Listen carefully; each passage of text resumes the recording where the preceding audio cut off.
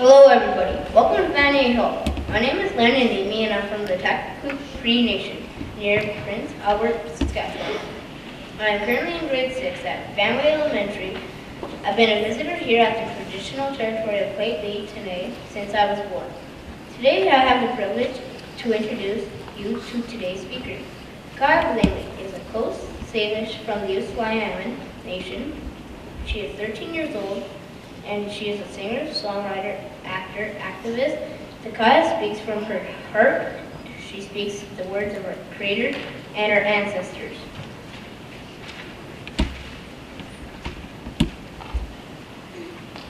Takaya has been honored to be chosen as the United Religions Initiative Youth Ambassador for Indigenous Peoples to the United Nations. Takaya has spoken across Canada and Northern Canada, speaking about stopping unsustainable development in Indigenous lands. Takaya has also received formal recognition for her work, including Christopher Benchley 2012 Youth Award San Francisco, Whiteland Foundation 2012 Youth Ambassador from the Planet San Francisco, Green Achievement Award 2012, Toronto. The West Foundation Award 2013, Los Angeles. Key Award, Key to Success by URI, San Francisco 2014.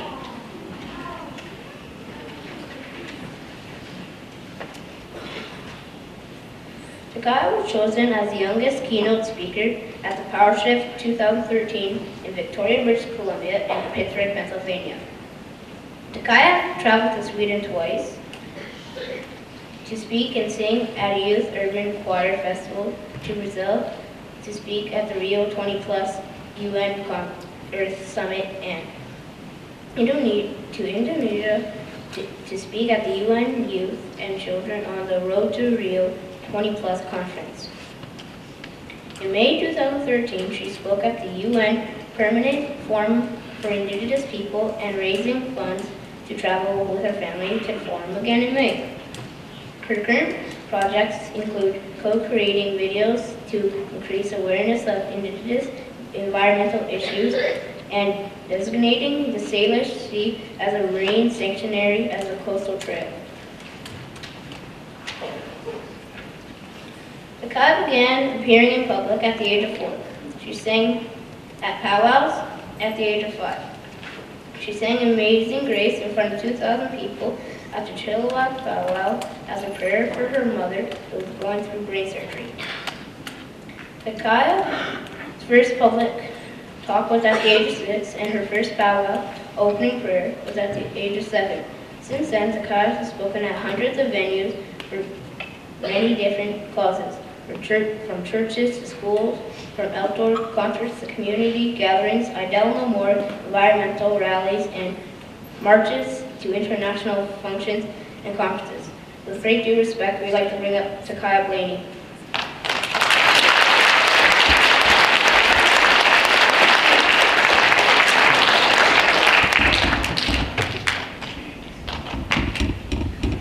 Thanks. That was probably the best description I've ever got before I spoke, so thanks, Lyndon.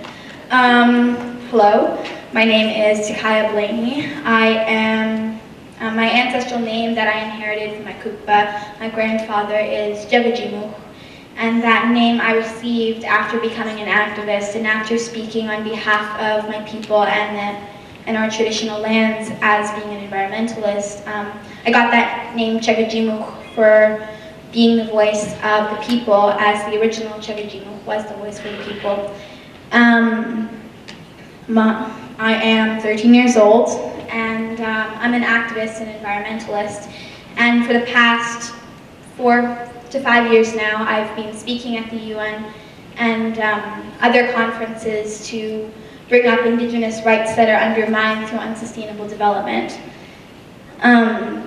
What I'm going to say next is just a background to why I am an environmentalist. I have my notes here to keep me on track. So I come from the Sliaman Nation, and it's in my culture, and it's in our traditions and our mentalities that have been evolving and developing over thousands of years since the time of my ancestors, that we respect the land and we think of the water and we think of the air as a sacred being and as our Mother Earth.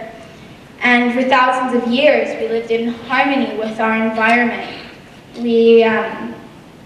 We depended on the land and thought of the trees and thought of the fish and all the things that we depended on, not as resources that were simply there for the use of us humans, but we thought of them as gifts from the Creator that would help us survive. In our creation stories, every being was a human at the beginning of time, and our Creator decided to build some structure and create some order, so He made every being have a purpose, such as the deer, whose purpose was to be the clothing and be the food for different animals. But just because these animals were in different forms now, that didn't mean, and it didn't compromise the fact that they had a human soul. And that's how we believed and respected our animals. Same with the water. The water had a human soul, it had a spirit. We respected the water as being a brother, a sister, and also because it is a need for our survival to drink that water.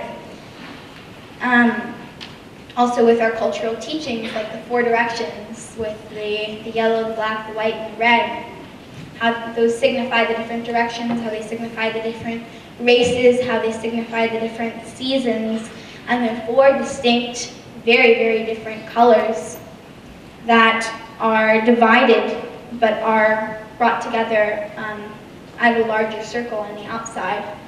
And so we had this idea of being connected as the 4 seasons, the 4 people are connected, our environment and the people were also connected.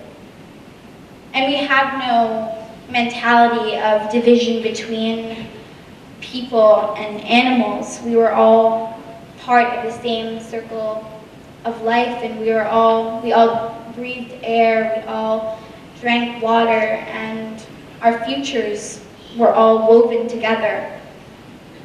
And that is the knowledge, and that is our mentalities that have been evolving over thousands of years until now. And that same knowledge that our elders now carry is the knowledge that has been passed down from the time of our ancestors' ancestors. And so being a very young child, what was that? Being a very young, I seriously don't know what that was. Being a very young child and just sitting on the knees of my elders and them transmitting that information that has been here since time immemorial to me as a very young child, it had a very big impact on me and brought me to who I am and where I am now. Teaching me about the 4 directions, teaching me about how everything is in a chain reaction, like everything that we do to our land, we are doing to ourselves. Everything we are doing to our air, all the pollutants that we put into our air, we are doing to ourselves because we breathe in that air. Everything that we pump into the waters, we are pumping those same toxins into our lifeblood, the lifeblood of the land, because we drink that water, and so do so many other animals that live on this Mother Earth. And so listening to these stories of my elders and also listening to how my culture and how people practiced my culture a few generations ago, it really left an impact on me and made me, really want to practice the culture. It made me want to go out into the land. It made me want to go and gather the herring roe and the cockles and the clams off of the rocks like my ancestors did. And it made me wish for this lifestyle that I had never experienced before. And it was only until I was a bit older that I started realizing that it's not like that anymore. Our land isn't as healthy as it was a few generations ago. A lot of key aspects of our culture are now disappeared. And I began to feel sad. I began to notice the conflicts and controversies in our nation about extractive industry proposals and how the families were divided onto pro and anti different types of development and different agreements. Oh, thank you, water. How, you know, different people were divided that way, and I noticed division, I noticed pollution, and I still wish to practice my culture. And so that inaccessibility to walk in the footsteps of my ancestors was something that was huge and impactful for me. And you know, it's with our culture and having access to the knowledge of our ancestors, it's the same thing if you think of it on a micro sense, of being around some family or with friends, because you're around a community that, you know, is going to mentor you in how you think and how you develop, and also, you know, around a community that loves you. And, you know, when you have that access to your culture, which is what your ancestors practiced, you get to be surrounded by a community and by knowledge that will mentor you and you know, help you follow in the footsteps of those who have gone before you, of those who are much wiser and much more experienced. And so you can, you know, love certain things such as the environment, as in our culture we are taught to love. And you know, the environment being such a huge part of culture, you take away the environment, you have no culture, you have no language, you have no practices. For example, with the cedar trees in my nation, we use the cedar trees for clothing, as I'm wearing now. We use the cedar trees for houses, we use it for utensils, we use it for storage in bamboo boxes, we used it for canoes. And so those are major aspects of culture, where you have transportation, you have clothing, and you have housing. What's happened a lot in my nation is there's been huge loggings of old growth forests where we would traditionally get the cedar trees.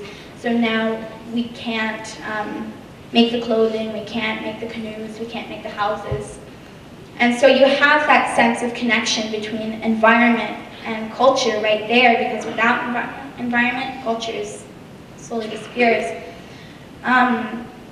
So as an 8-year-old girl a few years ago, knowing about how the environment was disappearing, I learned about the Northern Gateway Pipeline, and it was that sense of caring that I had for the environment because of my culture and also because I was compassionate that really inspired me to do something upon learning about a oil pipeline that was going from the tar sands of Alberta to Kitimat, and from there on super tankers, which are longer than the Empire State Building, down to California and also to China. And actually the pipeline goes through these territories as well.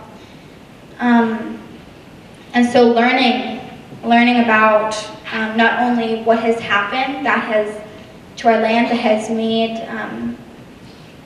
that has made practicing culture, you know, so hard, learning about what can happen and what will happen if people don't step up and protect what is sacred to them, such as the land.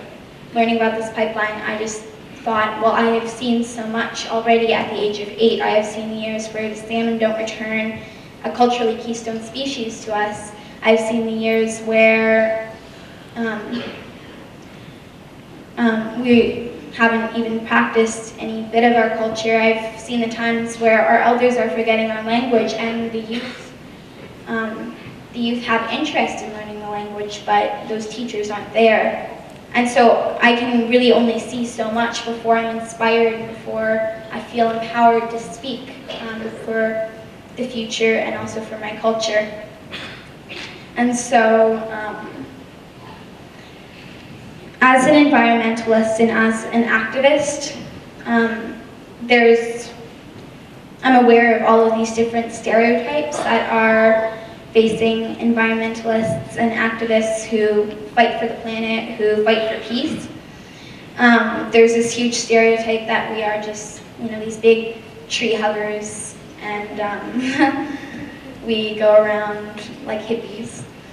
But it's really not true, because if you breathe air, if you drink water, and if you want your air to be fresh, if you want your drinking water to be clean, and you want those things enough to speak for them, then you're considered an environmentalist. It's not, a bunch of hippies who are idealistic about, the future. It's, as I've come to understand, it's a community, a global community of people all over the world who have seen too much to sit idly by while their culture, while their lands, and while their water and air are being polluted. And so the main things that I fight as an activist are, I fight for Indigenous rights and Indigenous cultures that are undermined through unsustainable developments. And I also fight against extractive industries. So you have these big main industries such as fracking, which extracts the coal and the gas from deposits underneath the earth, and then you also have mining, and then you have oil extraction. And you can only extract so much resources from the land before that deposit dries up, or before there's nothing left. And after companies and after industries, they move on to different areas, you're left with an environment that's completely polluted. For example, with fracking, which has these tubes that go underground and go past aquifers, which are underground bodies of water, what you have is 5% of those pipes that go down past the aquifers, they leak. And so if you have fracking in 1,000 areas that go past the aquifers and 5% of them leak, that's 50, not good enough, that's 50, that's 50 aquifers and drinking sources that are being polluted. And all around the world, all across America, all across Canada, people who are in communities where there's fracking nearby, they turn on their tap water, and since there's leakage of the gas into the aquifers, they turn on the tap water, and their water has gas in it. So what they can do is they can take a lighter and light fire to the water. That's not safe to drink. You shouldn't be able to light fire to water. So you have these negative effects that will be there for a very, very long time. There's very little ways of really cleaning up an aquifer. And if you think about it, you can only go without air for 3 minutes. I can barely go without air for 10 seconds. I lose in every breath balloon contest. You can go without water for 3 days. But how long can you go without those extractive industries such as mining, oil, and fracking? You can go on living, the rest of your life without those industries. So what we really need to be looking at is proactive, sustainable, and positive developments that can give us energy, but also protect our air and our water, which we need for survival. So these developments include harnessing the energy from the sun. They include geothermal energy, which goes down into the earth and collects all of the heat that is inside of the earth and then uses that as energy. There's wind energy, which is generated through wind. There's so many different energies, and there's also recycling of already existent resources. There's been billions and billions of oil that's being used to create different products such as plastic, and they're just floating around our planet right now. So what we need to do is we need to really be able to use those technologies that are already there to recycle that plastic and be able to turn it into different things.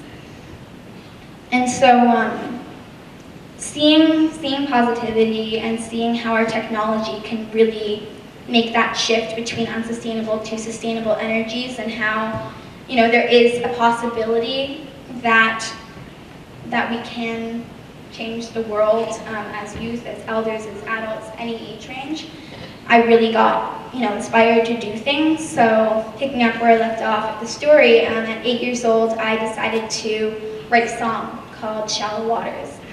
And the song was about the future of the Northern Gateway Pipeline that I talked about earlier, about a spill on the land from that pipeline and a spill in the water from the super tankers, how there would be no more whales, how there would be no more swimming in the beaches, and how culture would not be able to function, not be able to continue when there's an environment that's polluted, and also how our drinking waters would be affected and how people would be sick and getting the same cancers that are in the tar sands, the oil sands where the oil is coming from.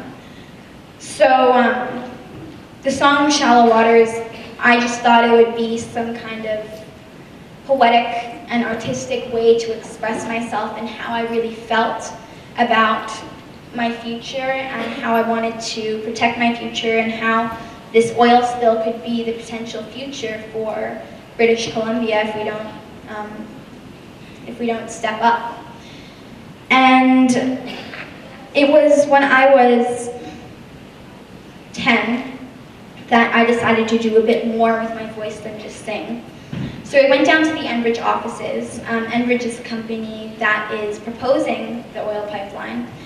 And I called ahead and said that I was just going to be voicing my opinion and saying and speaking what I wanted Enbridge to know. And I didn't expect that to stop the pipeline in any way. I just wanted to bring attention to the issue of the Northern Gateway Pipeline and how it puts at risk cultures and land and livelihoods. And by the time I got over there, since I called in advance, they were prepared for me. And their way of preparing for me was putting dozens and dozens of security guards outside of the building. And so it became a funny sight watching a little 10-year-old girl going up against big security guards who wouldn't even let her enter 5 feet into the building. And so eventually, I was just like, I'm just gonna speak my truth to the reporters that are here.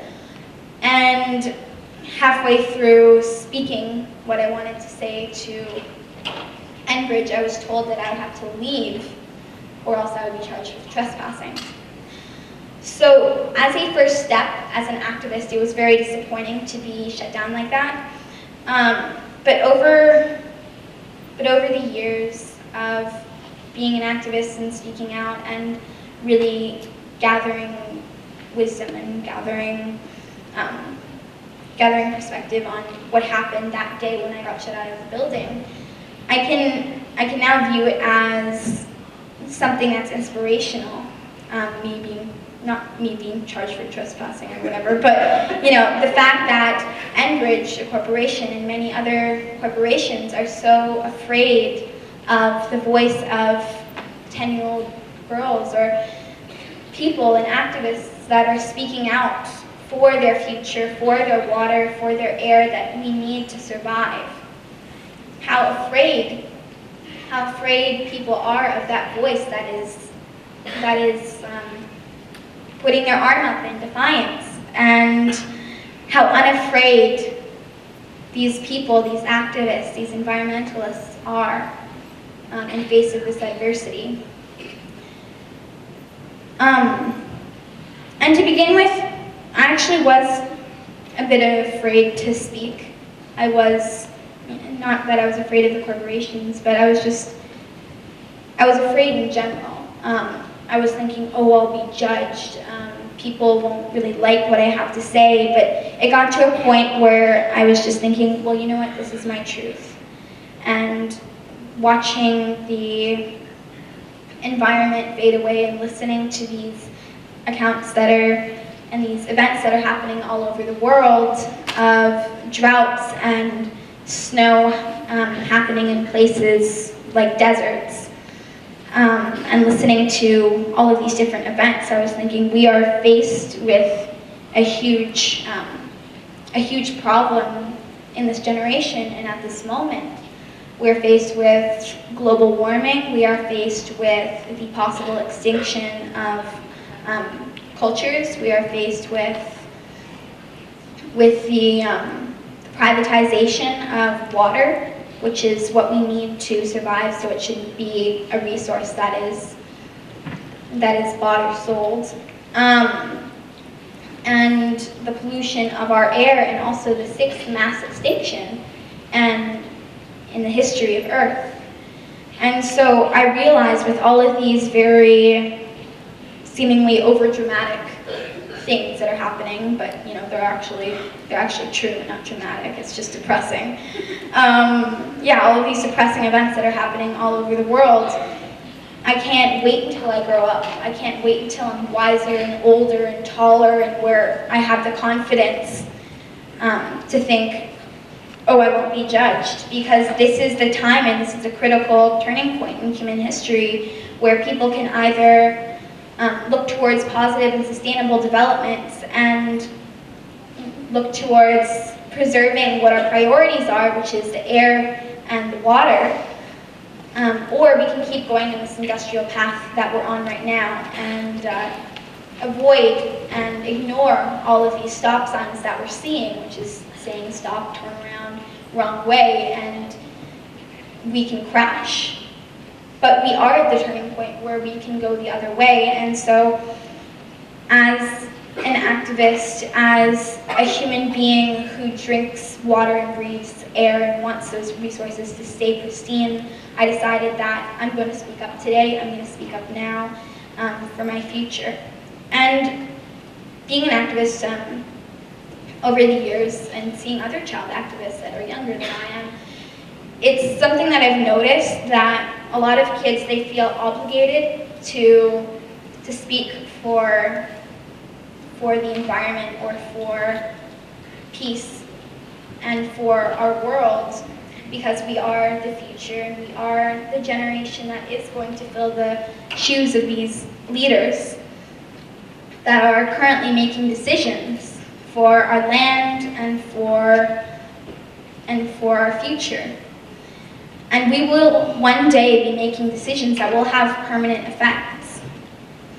And you know, it's really important that today we somehow play a part, or we are somehow vocal in creating the sustainable and beautiful future that we all want, or creating a future at all, because it is our future, and we, as people who are going to grow up in the effects and the results of climate change and the results of decisions made by an older generation, you know, it's really an important thing that we take part in decision-making processes and we have a voice in this change in different things that are regarding the land and regarding us. And so it's been a long journey for me for 5 years now. Yeah, I just turned 13, so 5 years. It's been a really long journey, going to United Nations conferences, going across Canada twice. The main United Nations conferences I've been to are in the Bandung, Indonesia, to the Tanzania UN Children and Youth Conference, and also to Rio de Janeiro to speak with world leaders from Canada, America, and the representatives of those world leaders who are all coming together to talk about sustainability.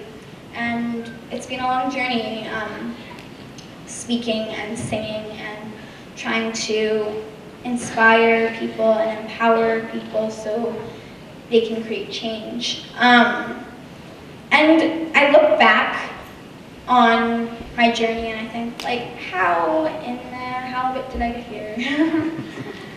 I don't know, I said halibut.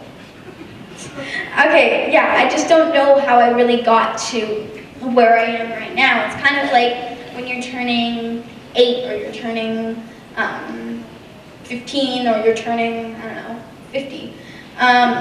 You always think, regardless of what age you're at, how did I get to be 8 years old? Like, how did time go by so fast? And I know that, you know, people of an older generation, I think that might think that little kids don't think about that, but, you know, we do. We think, oh my God, I'm getting older and I'm going to be a teenager soon, and, you know, we just think, how did I get to this age? And it's the same question that I ask myself when I'm thinking, how did I get to be an activist at this point? And if you take models and examples of other activists around the world, other child activists, all it really started out with was using your voice and speaking and implementing change on a local level.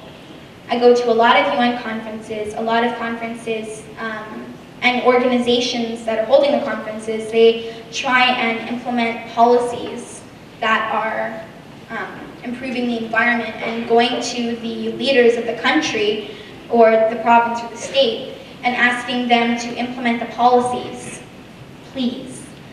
And these leaders, these same leaders, have really done nothing for the indigenous people. They have done nothing for the indigenous cultures. They have done nothing for the environment. And they have done nothing for sustainable energies. And here we are really, really putting a lot of trust in them and hoping that they will make the right decisions. But the thing is, they're just one person, and these communities that we have and these cities that we have all over are made up of thousands and millions of people. And surely we can inspire and create a lot more change if we are linked arm in arm and we are millions of voices strong. And so I always look back on how people, you know, inspire change, and I think, well, they spoke up and they also implemented change on a local level, went to their neighbors, went to their families, and they tried to create their community to be more environmentally aware. And so someone did that in one community, someone did that in another community, and pretty soon, you know, the entire province or the entire country changed. So that's what I really see as a big, big mechanism for change on an environmental level and on a peacemaking level.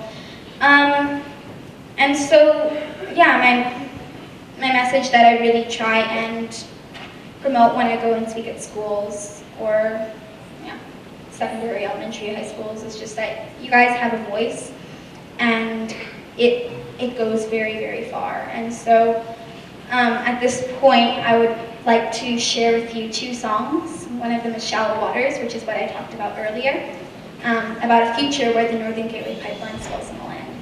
So here it is. I just realized I've been standing still the entire time. Oh.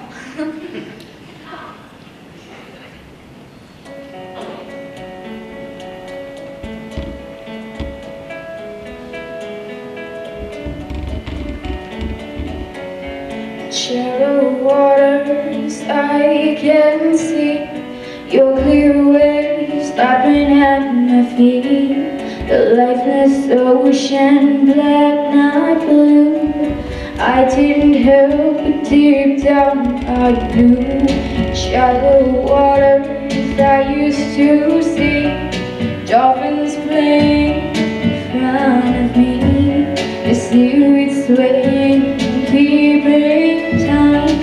Tidal rhythms, I laugh and I cry. Oh, oh, oh, oh, oh, why do tears fall from the sky? Oh, oh, oh, oh, oh, have we given up? Please tell me why. Remember the salty ocean breeze we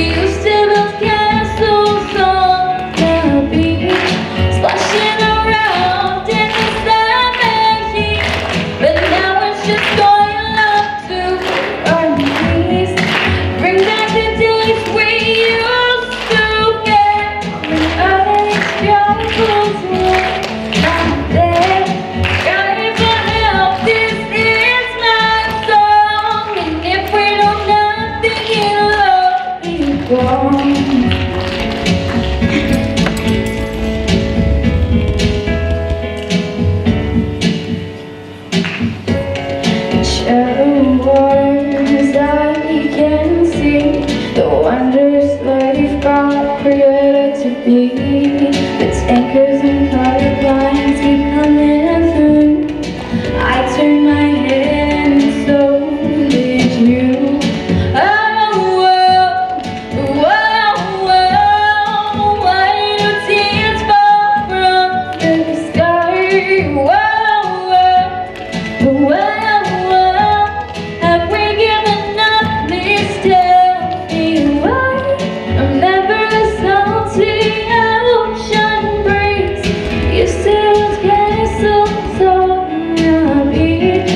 Splashing around in the summer heat, but now it's just all up to our knees.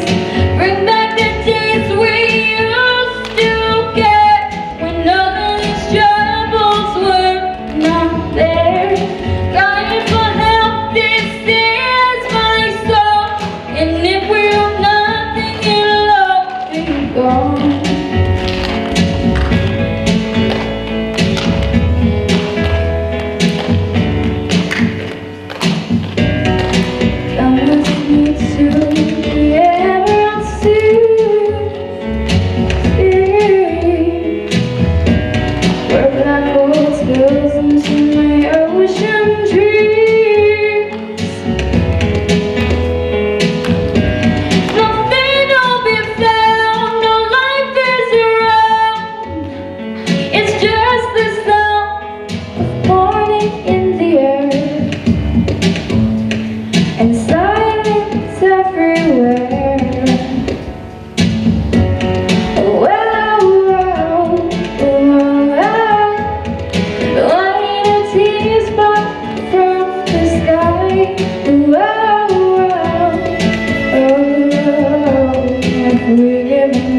Please hear me right. Remember the salty ocean breeze.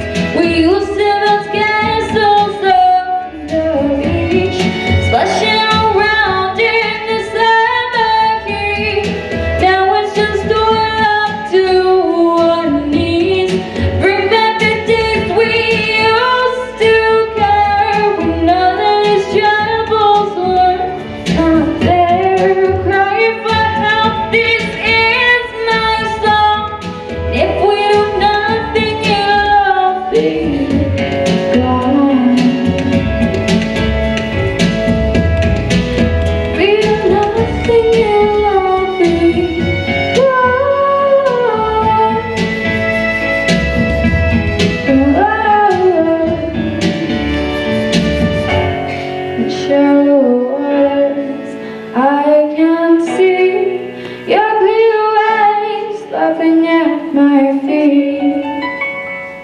Thank you.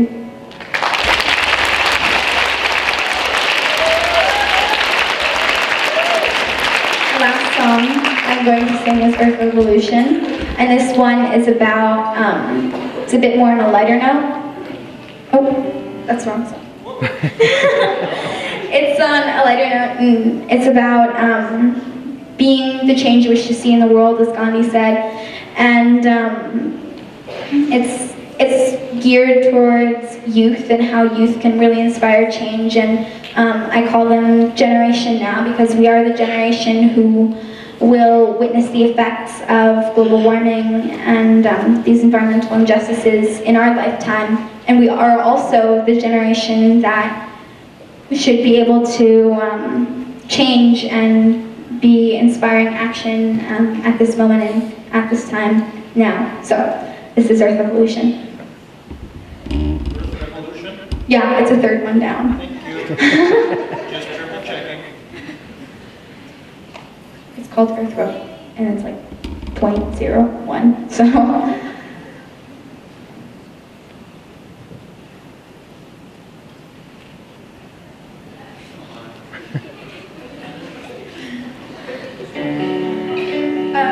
The one down from that.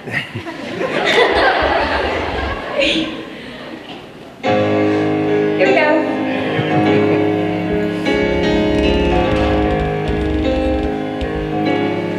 Out from a distance, still got 1,000,000 miles to go, making a difference.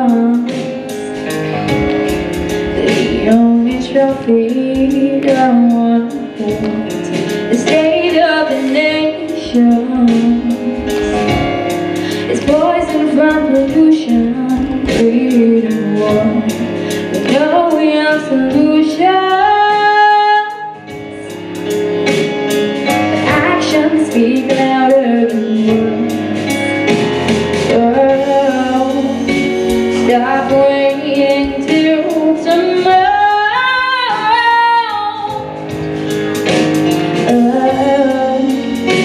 Stop living yesterday.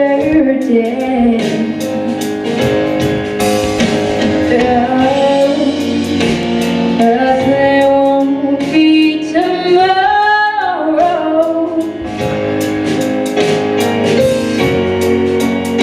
If we all change today, the generation now, children of the future, Earth's revolution.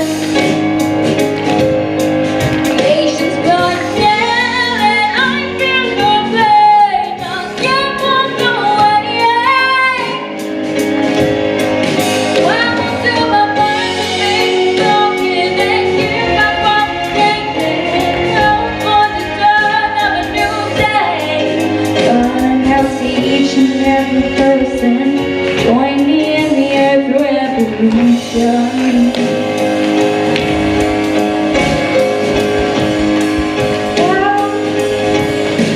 Let's go the distance. We are a million voices strong, facing resistance. But there's a choice between right and wrong. Oh, stop waiting.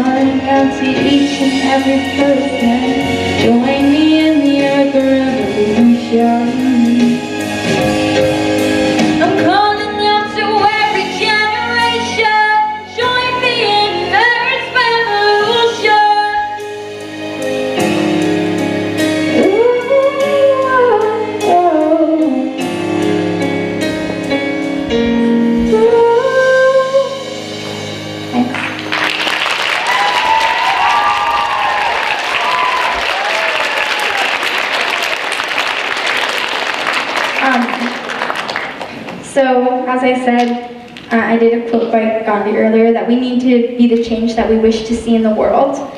And yeah, as I also said, we will be fulfilling the shoes of our current leaders, and we will be making important decisions that have permanent effects. So before we do so, we must educate ourselves on our environment and the people around us, and on the dependence of water and air. And we must be vocal, and we must be the representatives of the future that we wish to see. And so I always end off these talks by saying that you have a voice, be heard. You're meant to utilize that voice to speak for those who have none, and those whose voice goes unheard. And each and every one of you in this room, I'm sure, has a gift and has a passion, and it's our responsibility as carriers of that gift to share it. And you also have a responsibility, and we all have a responsibility. So let's work together. Thank you.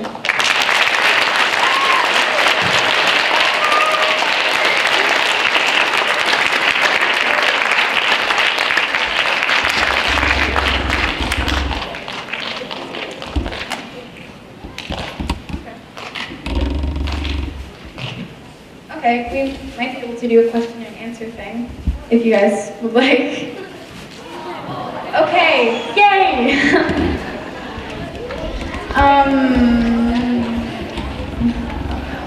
Okay, you standing up in the gray and red shirt. Coat. There you go. Yeah, you.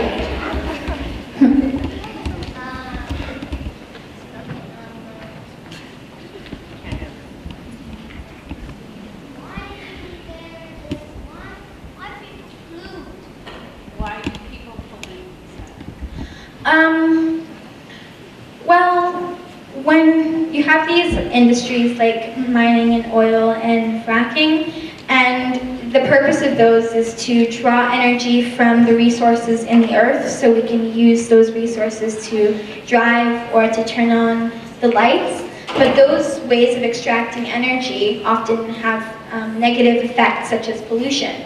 So the reason that people end up polluting a majority of the time is just because it's a side effect of those developments. So what this Earth Revolution that I was talking about in my song is trying to do is trying to get those sustainable energies that don't have those negative effects and put those as our main energy sources. And yeah. Wait, brown, there we go. Brown shirt, yeah. How old were you when you first started learning your culture?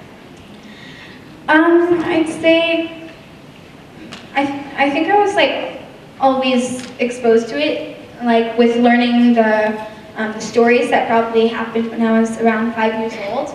But earlier than that, my relatives, they were always singing these like little baby lullabies and with our cultural songs. So, you know, different aspects of the culture that I was exposed to in different parts of my life. Who's had their hand up the longest, would you say?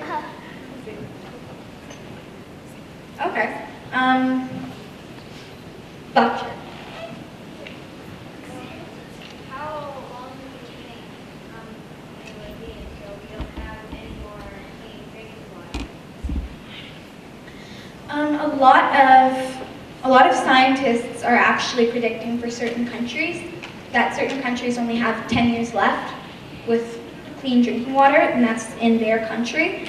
That's why it's very critical that everyone from every generation really join together to help protect our environment, because it's not an environmentalist issue anymore. It's not the issue of the person whose country is at risk of losing their clean drinking water. It's an issue for all human beings because we all drink water, we all breathe air, and if we don't agree politically, we should at least agree that drinking water and breathing air is important.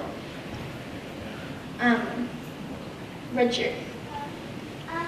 What inspired you to create this song? Can you repeat the question back to us again? What inspired me to make the songs? Okay, so that was the question.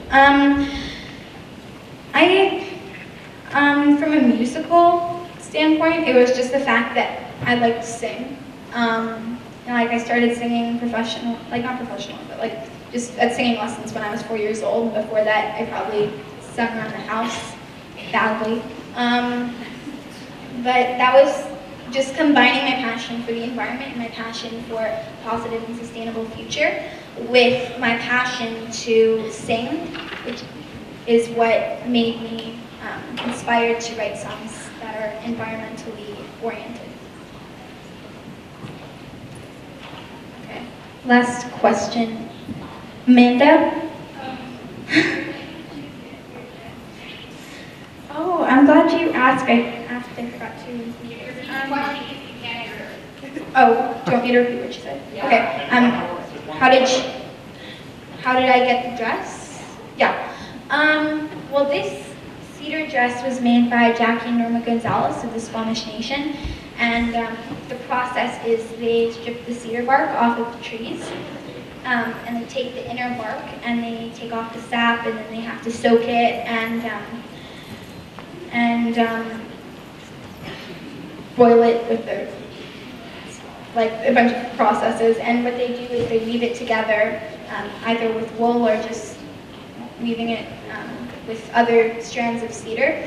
So you would see capes like this that would be a bit more loosely strand, or you could also see very thick, heavy capes where you can't really see any skin underneath. This one you obviously can see skin underneath, but I got this dress, it was gifted to me. Oh, okay, the very last question. You have to stop now. Oh, okay. Can we give her one last round of applause?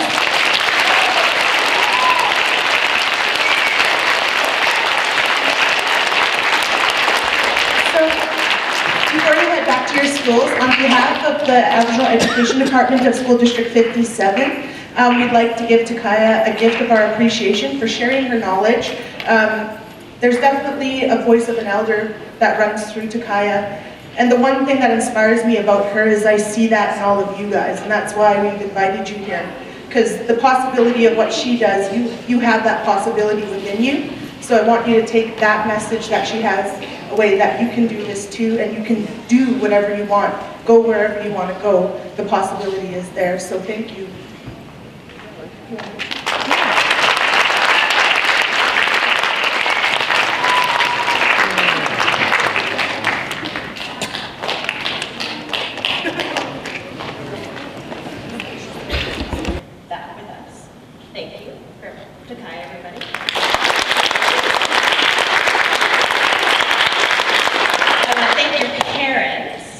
for allowing them to share you with us and with the world, and supporting you in your message, because I think your message is one of great value, and it is from your heart.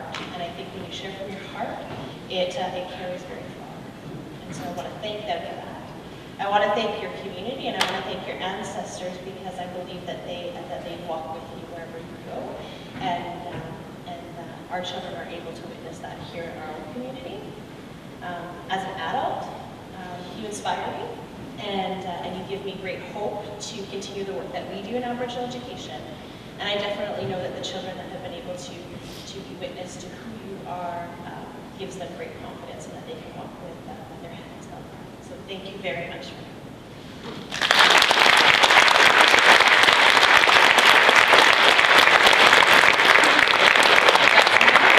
And we've got Kelsey Abraham, and Kelsey is from Lake Valley Nation, and he wants to sing your honor song on behalf of our department. Kelsey, do you want me to hold it?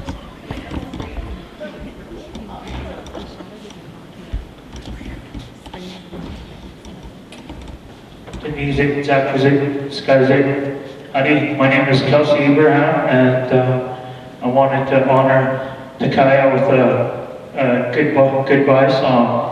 In my tradition, in my carrier people, when visitors and guests come to our land a long time ago, our people would come to the shores and wave goodbye to our guests and to the people who came to our territory, whether they stayed for a feast or for trades or stayed to camp out and just have some fun.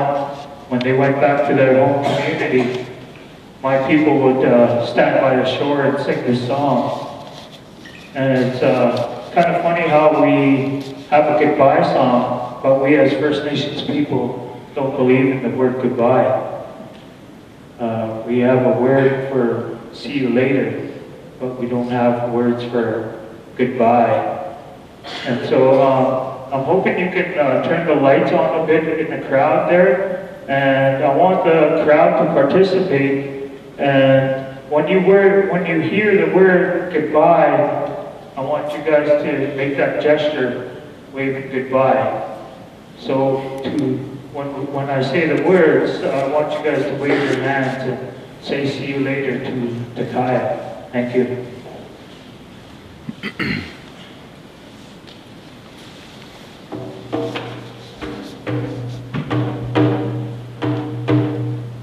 Gasoline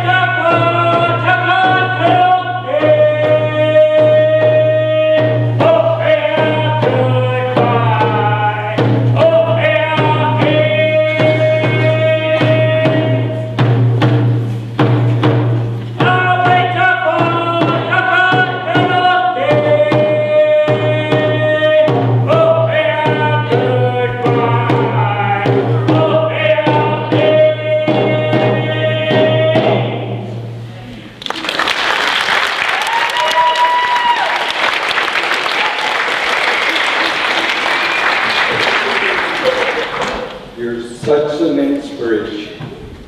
The revolution will start with the young people. Because you're the leaders. You will be the leaders that will take our places. You're such an inspiration.